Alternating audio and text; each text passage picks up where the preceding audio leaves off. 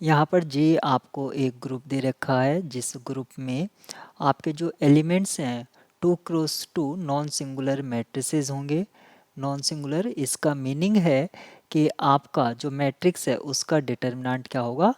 Not equals to zero होगा। Non singular का meaning ये भी होता है कि मैट्रिक्स का इन्वर्स एग्जिस्ट करेगा, लेकिन यहाँ पर ध्यान देने वाली बात ये है जो एंट्रीज हैं, जैसे कि यहाँ पर ये जो एंट्रीज होंगी ये आपकी किस फील्ड से आ रही हैं, रियल फील्ड से ना आकर, ये रियल फील्ड से नहीं आ रही हैं, ये आ रही हैं आपकी Z3, क्योंकि आपका Z3 फील्ड फॉर्म करता है। हमेशा ये जो एंट्रीज होती हैं वो एक फील्ड से आती हैं। तो Z3 या ZP, क्योंकि 3 आपका जो है प्राइम है, तो ZP जो है आपका एक फील्ड फॉर्म करता है यूजुअल एडिशन एंड मल्टीप्लिकेशन के रेस्पेक्ट में। यहाँ पर आपको सेकेंडली एक मैप डिफाइन किया गया है जिसको F से डिनोट किया गया है ये मैप, और ये जा रहा है आपका ग्रुप से R स्टार। R स्टार का मीनिंग है यहाँ से ज़ीरो एलिमेंट को हटा दिया गया है और ये ग्रुप फॉर्म करता है आपका विद रिस्पेक्ट टू मल्टीप्लिकेशन। और ये डिफाइन किया गया है F A equals to determinant of ए।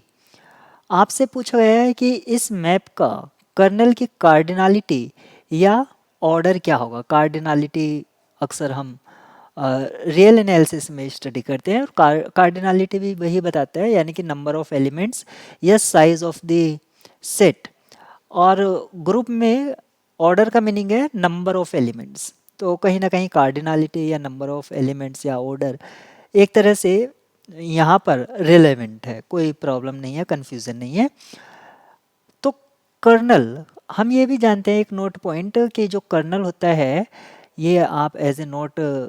याद रख सकते हैं कि हमेशा कर्नल एक नॉर्मल सब ग्रुप होता है।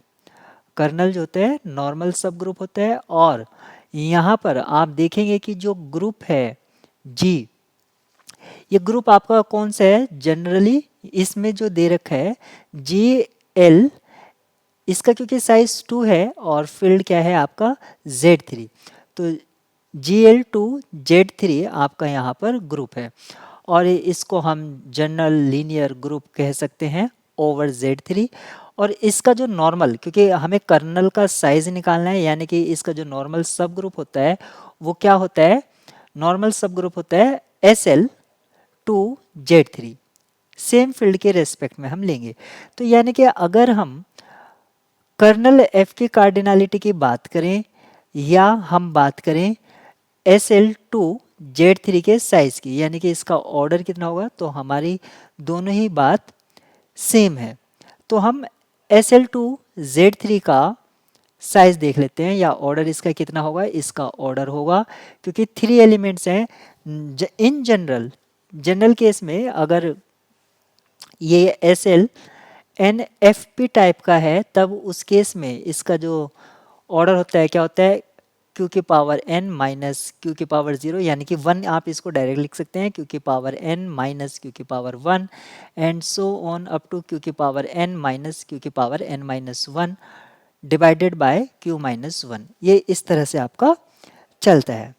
लेकिन क्योंकि यहाँ पर n की वैल्यू जो है वो आपको 2 दे रखी है और Q की वैल्यू जो है आपको 3 दे रखी है, अगर मैं इसमें रखता हूँ तो